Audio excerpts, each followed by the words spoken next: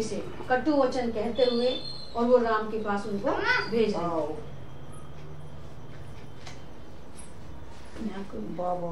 सीता के कठोर वचन कहने पर कुपित हुए लक्ष्मण श्री राम से मिलने की विशेष इच्छा रखकर शीघ्र ही वहां से चल दिए। लक्ष्मण जी ने प्रस्थान कर लिया है।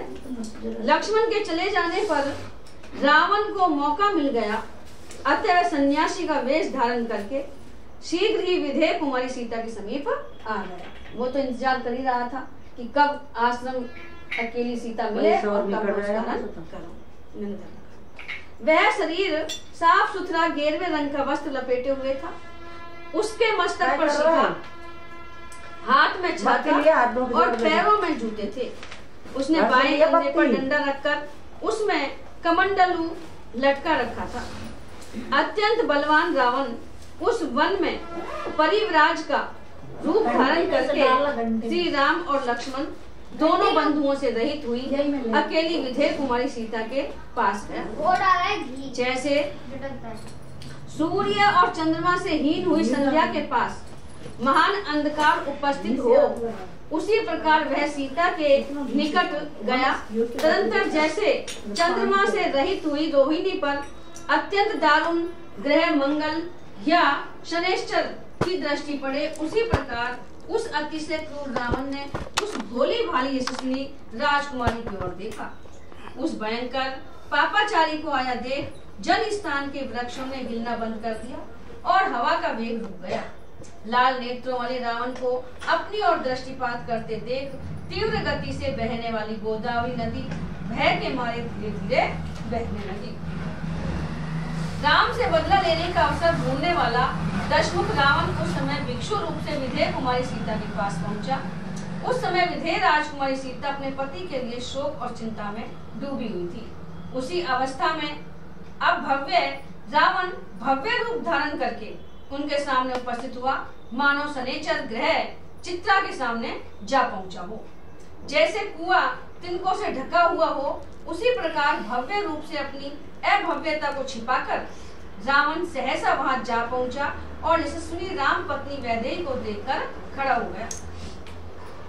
उस समय रावण वहां खड़ा खड़ा राम पत्नी सीता को देखने लगा।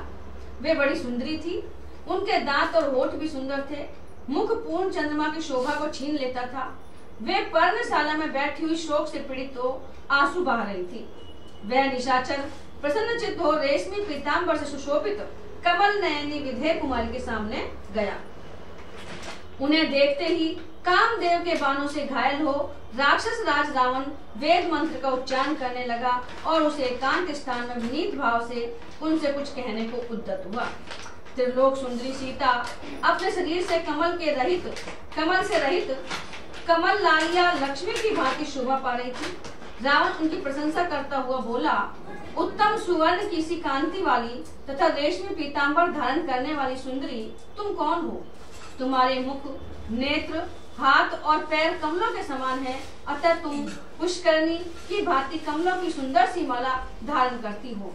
शुभानने, तुम श्री ही कीर्ति शुभ स्वरूपा लक्ष्मी अथवा अप्सरा तो नहीं हो, अथवा वरारोहे तुम भूति या स्वेच्छा पूर्वक विहार करने वाली कामदेव की पत्नी रति तो नहीं हो।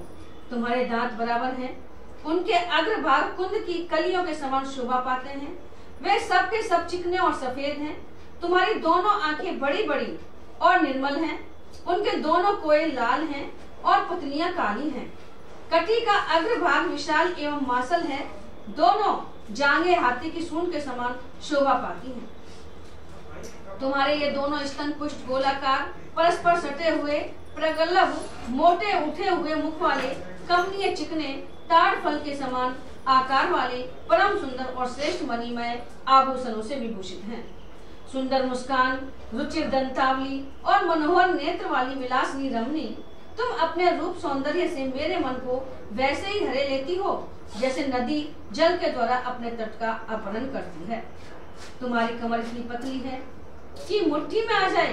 केश चिकने और मनोहर हैं। दोनों स्तन एक दूसरे से सटे हुए हैं। सुंदरी, देवता, गंधर्व, यक्ष और किन्नर जाति की स्त्रियों में भी कोई तुम जैसी नहीं, तुम्हारे समान कोई भी सुंदर नहीं है। पृथ्वी पर तो ऐसी रूपवती नारी मैंने आज से पहले कभी देखी ही नहीं थी। कहाँ तो तुम्हारा यह तीनों लोगों में सबसे सुंदर रूप, सुकुमारता और नई अवस्था, और कहाँ इस दुर्गम वन में निवास। ये सब बातें ध्यान में आते ही मेरे मन को मथे डालती हैं। तुम्हारा कल्याण हो, यहाँ से चली जाओ, तुम यहाँ रहने के योग्य नहीं हो। यह तो इच्छानुसार रूप धारण करने वाले भयंकर राक्षसों के रहने की जगह है। तुम्हें तो रमणीय राजमहलों, समृद्धशाली नगरों और सुगंध युक्त उपवनों में निवास करना और विचरना चाहिए।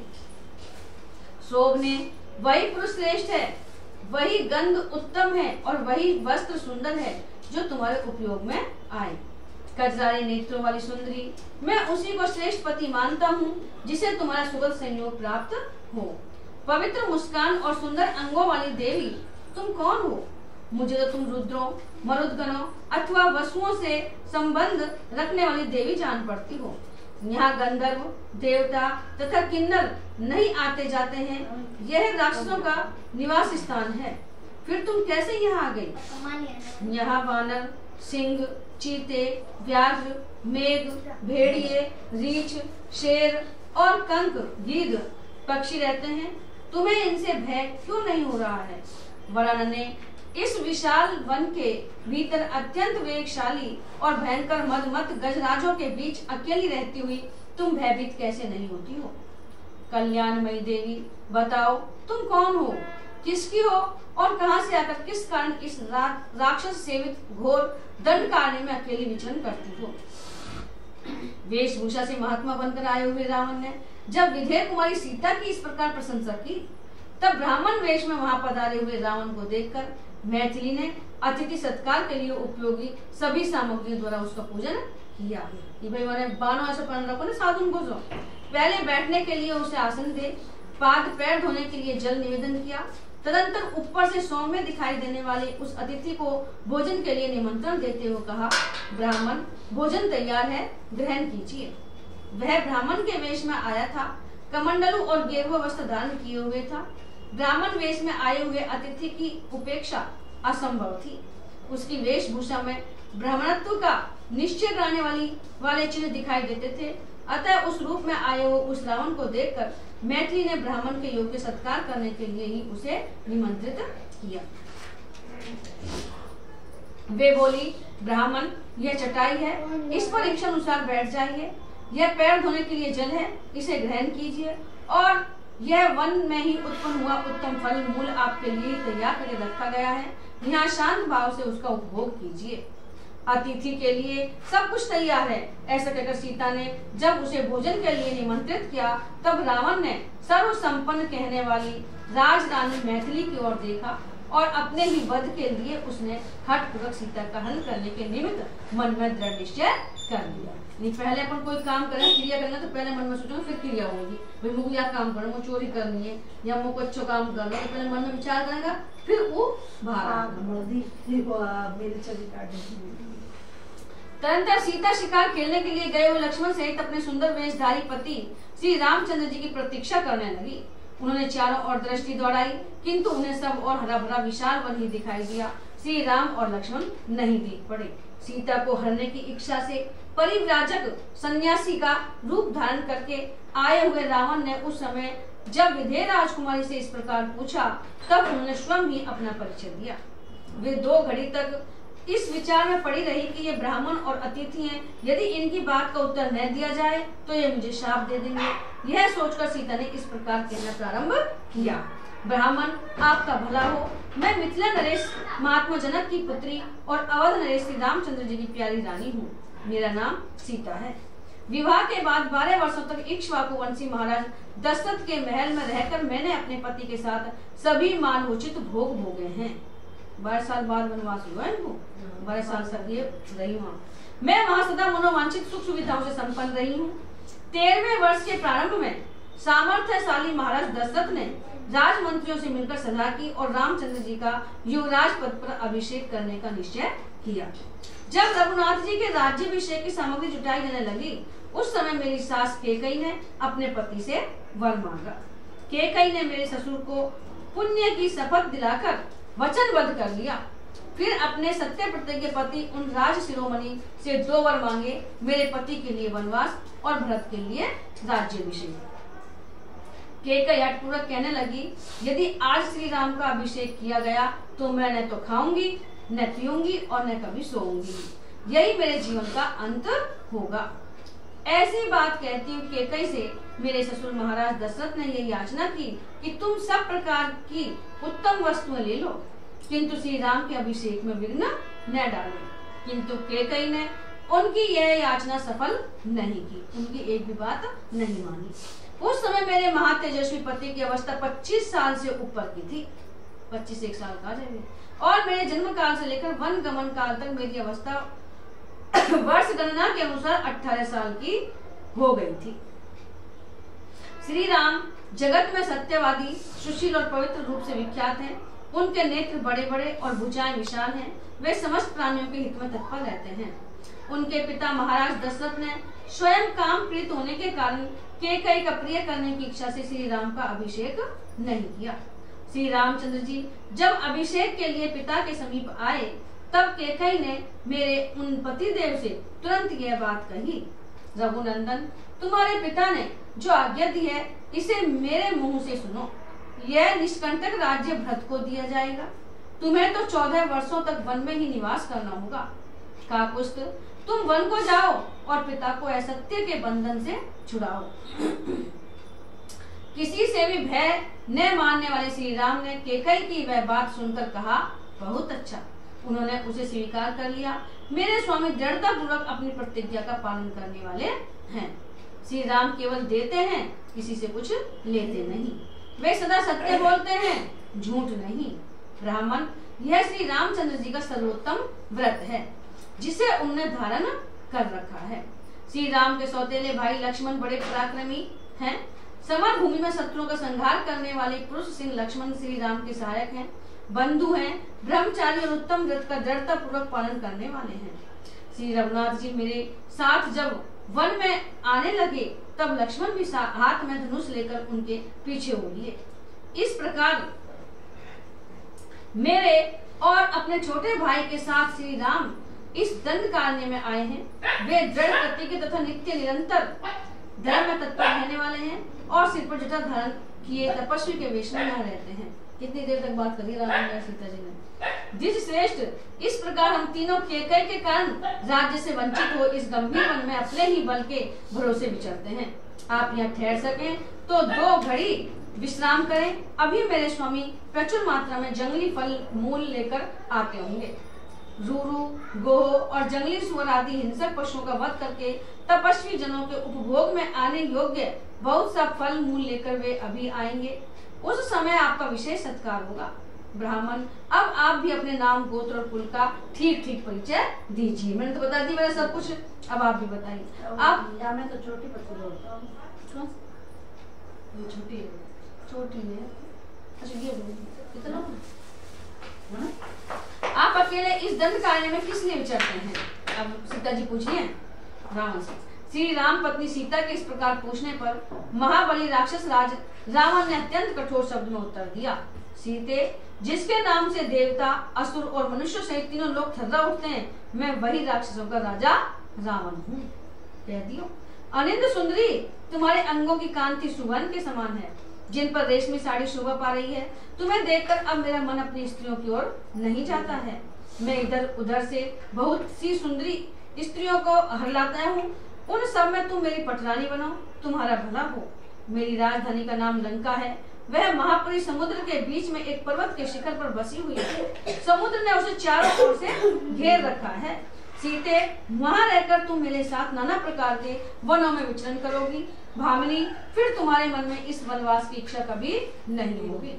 सीते, यदि तुम मेरी भार्या हो जाओगी तो सब प्रकार के आभूषणों से विभूषित 5000 दासियां सदा तुम्हारी सेवा किया करेंगी। रावण के ऐसे कहने पर निर्दोष अंगों वाली जनक नंदी सीता कुपित हो उठी और राक्षस का तिरस्कार करके उसे यूं उत्तर देने लगी, मेरे पतिदेव भगवान श्री राम महान पर्वत के समान अविचल हैं, इंद्र के तुल्य पराक्रमी हैं और महासागर के समान प्रशांत हैं।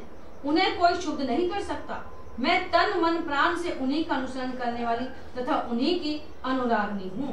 श्री रामचंद्र जी समस्त शुभ लक्षणों से संपन्न वट वृक्ष की भांति सबको अपनी छाया में आश्रय देने वाले सत्य प्रतिज्ञ और महान सौभाग्यशाली हैं। मैं उन्हीं की अनन्य अनुरागनी हूँ। उनकी भुजाएं बड़ी बड़ी और छाती चौड़ी है। वे सिंह के समान पांव बढ़ाते हुए बड़े गर्व के साथ चलते हैं और सिंह के ही समान पराक्रमी हैं। मैं उन पुरुष सिंह श्री राम में ही अनन्य भक्ति रखने वाली हूँ। राजकुमार श्री राम का मुख पूर्ण चंद्रमा के समान मनोहर है।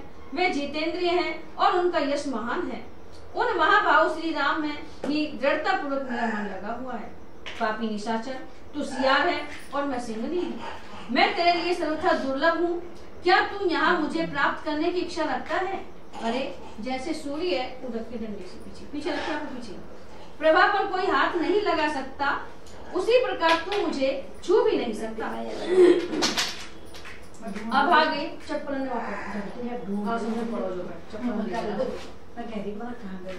अब आगे राक्षस तेरा इतना साहस, तू श्री रघुनाथ जी की प्यारी पत्नी का अपहरण करना चाहता है। निश्चय ही तुझे बहुत से सोने के वृक्ष दिखाई देने लगे हैं। अब तू मौत के निकट जा पहुंचा है। तू श्री राम की प्यारी पत्नी को हस्तगत करना चाहता है। जान पड़ता है अत्यंत वेगशाली मृगवैरी भूखे सिंह और विषधर सर्प के मुख से उनके दांत तोड़ लेना चाहता है। पर्वत श्रेष्ठ मंदराचल को हाथ से उठाकर ले जाने की इच्छा करता है। कालकूट विष को पीकर कुशल पूर्वक लौट जाने की अभिलाषा रखता है तथा आंख को सुई से पहुंचता और छुरे को जीभ से चाटता है। क्या तू अपने गले में पत्थर बांधकर समुद्र को पार करना चाहता है और सूर्य और चंद्रमा दोनों को अपने दोनों हाथों से हर लाने की इच्छा करता है? जो श्री रामचंद्र जी की प्यारी पत्नी पर बलात् करने को उतारू हुआ है। यदि तू कल्याण में आचार का पालन करने वाली श्री राम की भार्या का अपहरण करना चाहता है तो अवश्य ही जलती हुई आग को देखकर भी तू उसे कपड़े में बांधकर ले जाने की इच्छा करता है। अरे तू श्री राम की भार्या को, जो सर्वथा उन्हीं के योग्य है, हस्तगत करना चाहता है तो निश्चय ही लोहमय मुख वाले शूलों की नोक पर चलने की अभिलाषा करता है। वन में रहने वाले सिंह और सियार में, समुद्र और छोटी नदी में तथा अमृत और कांजी में जो अंतर है वही अंतर दशरथ नंदन श्री राम में और तुझ में है। सोने और शीशे में, चंदन मिश्रित जल और कीचड़ में तथा वन में रहने वाले हाथी और बिलाव में जो अंतर है वही अंतर दशरथ नंदन श्री राम और तुझ में। इतना मतलब खुल के रामचरितमानस में वाल्मीकि राम में। गरुड़ और कोए में, मोर और जलकाक में तथा वनवासी हंस और गीद में जो अंतर है वही अंतर दशरथ नंदन श्री राम और तुझ में। राम की तुलना की जाए। जिस समय सहस्त्र नेत्रधारी इंद्र के समान प्रभावशाली श्री रामचंद्र जी हाथ में धनुष और बाण लेकर खड़े हो जाएंगे, उस समय तू मेरा अपहरण करके भी मुझे बचा नहीं सकेगा। ठीक उसी तरह जैसे